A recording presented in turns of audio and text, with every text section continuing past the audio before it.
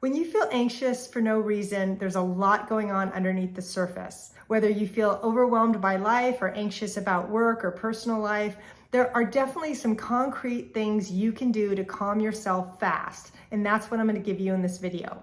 But first, if you're new, my name's Michelle Ferris. I'm a psychotherapist and I love helping people create relationships that work. So what can you do when you're feeling overwhelmed or anxious? The first thing you need to do is identify your unique signs of stress, because stress looks different on everybody. And if we don't know what we're feeling, we're probably not paying close enough attention. You might be ignoring how you feel because you don't want to deal with it, or you don't know how to deal with it.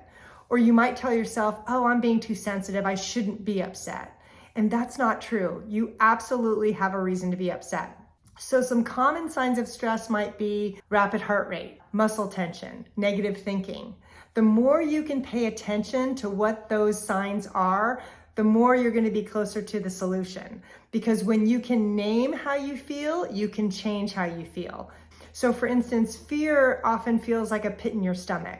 Sadness feels like a heaviness in your heart. Anger tends to show up as a lot of muscle tension. So if you can identify how you're feeling, that's going to help you go through the rest of the steps. So the second step is I want you to slow down.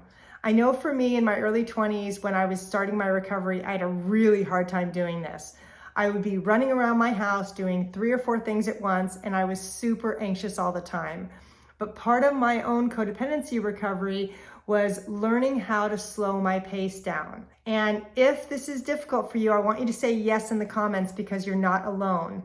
You can take baby steps because I couldn't do this all at once. Part of what I did was I started to slow my pace just a little bit.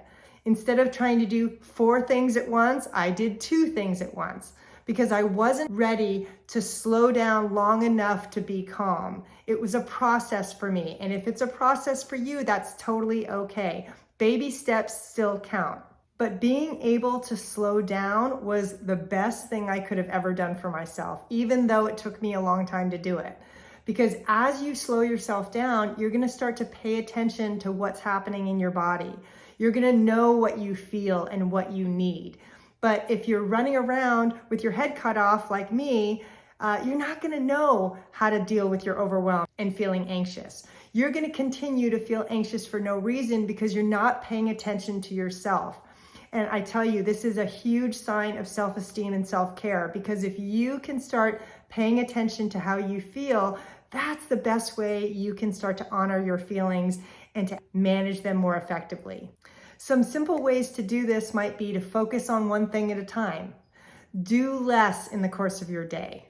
Pay attention to what's happening in your body, especially emotionally, because your body is where you house all your feelings and it is talking to you. So if you can start to listen to what your body's trying to tell you, you're going to know what the problem is and you're going to be a lot closer to the solution.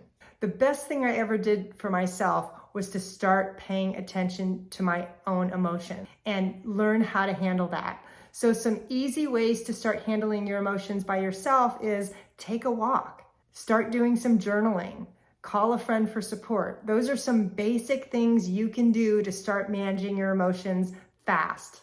Now, I want you to name one thing in the comments that helps you calm down fast, because I really want to support you. So the next thing I want you to do is I don't want you to ignore your emotions. This is big because when we're feeling anxious and overwhelmed, we often don't want to pay attention to it. We might tell ourselves things like, it's not that important, or if I don't have time for this, or I'm being too sensitive, or I'm wrong for feeling the way I'm feeling. But I guarantee if you and I sat down and I heard your story, I would totally understand why you're feeling what you're feeling right now. Because sometimes what happens is we think we're overreacting, but it's really tied to the past or something very significant to you. And that's why you need to honor your emotions. Because if you ignore your feelings, you're never gonna be able to manage them effectively. Because no matter what you're going through right now, there is a valid reason you're feeling what you're feeling, even if it doesn't make sense to you. I talk about this a lot in my Calming Your Anger class, because the more we can validate and honor how we feel, the more we're going to be able to move through that pain and come out the other side. Because when I ignore my emotions, they continue to grow. When I honor my own emotions, they actually dissipate and they calm down because I'm taking care of them directly. So the next thing I want you to do is identify what you need in the moment. And once you start to identify those early warning signs and slow down, this is going to be much easier to do. Because what I want you to do is figure out, what can you do to take care of yourself when you're feeling anxious and overwhelmed? For instance, do you need a break? Do you need to stop and take a rest? Do you need some quiet time by yourself? Do you need time with friends because you're lonely? What is it that you need that would help you calm down fast? Because when we honor our own needs, that's a really important part of codependency recovery.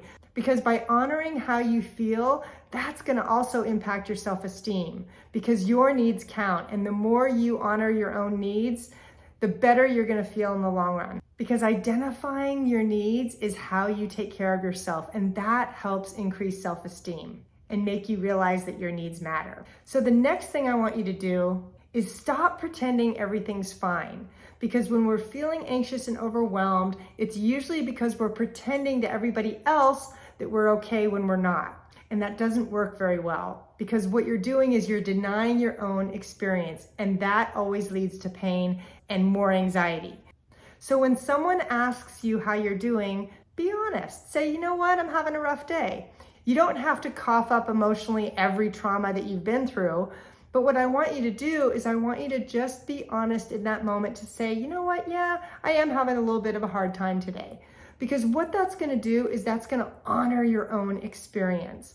Because when we go around pretending everything's fine, we usually have a gut feeling in our stomach that really doesn't feel good, because we're ignoring our own experience and we're not being seen and heard. So if you can just say, yeah, you know what, I'm not having a good day, that is a way to honor those feelings and let them dissipate. The next thing I want you to do is find healthy comforts. This is super important in managing stress and feeling anxiety, because when you have healthy comforts like reading, a support group that you can attend, journal writing, taking a walk, those things are comforting in a healthy way. They don't have consequences attached to them, like drinking, overeating, gambling, doing compulsive behaviors.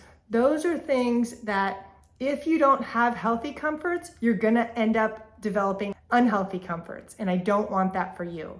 So having a list of what soothes you, that's healthy and that doesn't hurt you or your relationships, is absolutely critical so that you can handle your feelings of overwhelm with confidence. So here's the bonus tip. I want you to come up with a mantra, one statement that is calming and positive.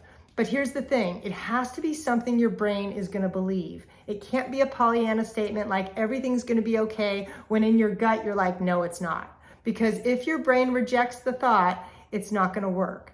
So what I want you to do is just come up with one positive statement. And my next video is going to help you do that, because it's all about how to get rid of negative thoughts. So go watch the video. That's your next step to grow. Thanks so much.